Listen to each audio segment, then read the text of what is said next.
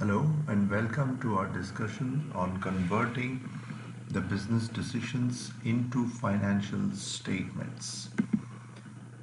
In this exercise, we'll see when there is an opening balance sheet given, that means the business is an existing business, and we will examine the impact of these transactions on the financial statements, income statement, balance sheet, and cash flow statement. And because it's an existing business, so you have the business will have the cash in hand of 320,000. So the stock at present is there at to the extent of 100,000. The company is selling 30% of the stock, so sales is 250,000, and this is on credit, no cash receipt. So therefore the company's debtors or the company's receivables will increase by 250,000. And whenever there is a sale, there has to be corresponding cost of goods sold according to the matching principle, and 30% of the stock sold here is mentioned, so COGS is 30,000. As a result, the stock will reduce by 30,000. So stock, which is an asset, has become, part of it has become an expense, and that's called COGS. You're collecting 80% of the debtors. You see this debtors? 80% of the debtors, which is 420,000. Here it depends on our interpretation. We say that 80% of the debtors as on the date. So therefore, we are collecting this money, collection from the old debtors, 80% of 420,000. Is this an income? No, because this is a collection from the debtors, and when the goods were sold to the debtors, it was shown as sales in the current period and in the previous period. However, debtors will reduce to the extent of 336,000. Okay, the debtors will reduce to the extent of 330,000. So the collection is equal to 80% of collection is equal to 80% of 420.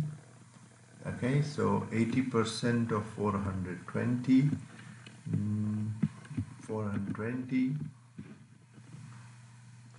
Okay, let us make it 420 collection is equal to, otherwise it will become a circular formula.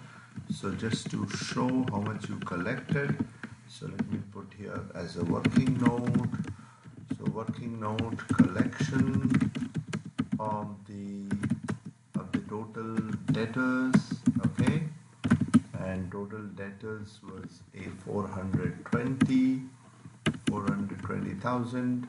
So collection is equal to 0.80, right? Collection is equal to 80% of the debtors, and debtors was 420 into 80%. I did not make the collection on this because by doing it we will have a circular formula, because the debtors will reduce to the extent of 336,000. So let us see the debtors. So the debtors were 170. Again, we sold goods on credit, and the company collected 80% of those debtors. So therefore, at the end of the year, it is 84,000. Rent per the month is equal to 22,000. Okay, so let us put this as 2,000 here. So the rent is equal to 2,000 into 12, because for the year, by accrual and matching principle, we show that. But however, the rent paid is equal to 20,000. So therefore, there is a rent payable as a liability, and expense not paid is a liability of 220,000. Interest due but not paid. So interest is an expense whether paid or not. We have to show that because of the accrual principle, and interest has not been paid, so therefore there will be a liability. Interest not paid is a liability. You don't have to show if it is not paid, but just for the sake of clarity I'm showing it here. So interest payable is a liability. Interest payable is a liability of 24,000 minus 0. Yes, so there is no other transaction. So if no transaction there, let us find the profit. Profit before tax, PBT, is equal to income minus expenses and tax on that. If no information given, we'll calculate the tax at a prescribed rate on the profit before tax. And let us assume that we pay the tax because we have sufficient cash in hand. There is no point in withholding or not paying the tax.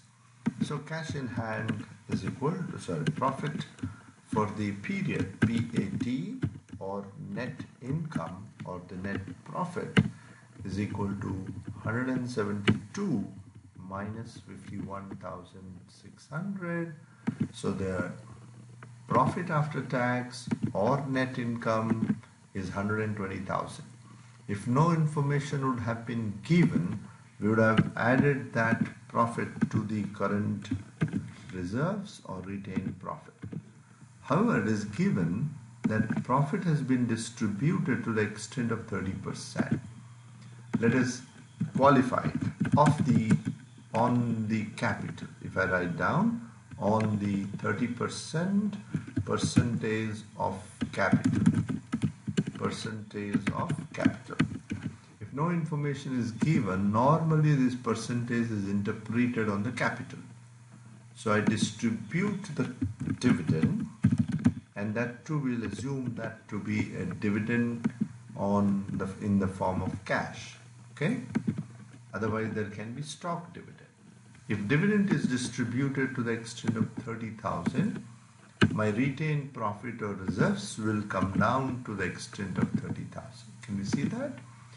So profit, retained profit, I can write down this as retained profit. Retained profit is equal to 60,000 of the previous period plus the current profit minus the dividend distributed. So if all transactions done, let us find the cash in hand. Cash in hand is equal to cash available, which is opening cash plus the collection minus all the payments made during the period. So cash in hand is equal to cash available minus the cash payments. And if cash in hand is an asset, so therefore I transfer the cash in hand to balance sheet. So opening cash in hand was 320 and closing cash in hand is 554 because of the receipts and the payments. No other information given about any other transaction, so no change in the capital, no change in the loans because you have not paid, no change in the creditors, so therefore the summation of assets should be equal to the summation of liabilities and equity. So the sources is 860. There's no change in the shares, so no other change in any other asset. So the summation of assets should be equal to the summation of the sources. So therefore, by the end of the first year, we have the capital did not change, but the reserves changed because of the profits being partly distributed and partly retained. And we'll examine the year 2 transactions. We'll examine year 2 transaction in our next presentation. Thank you very much.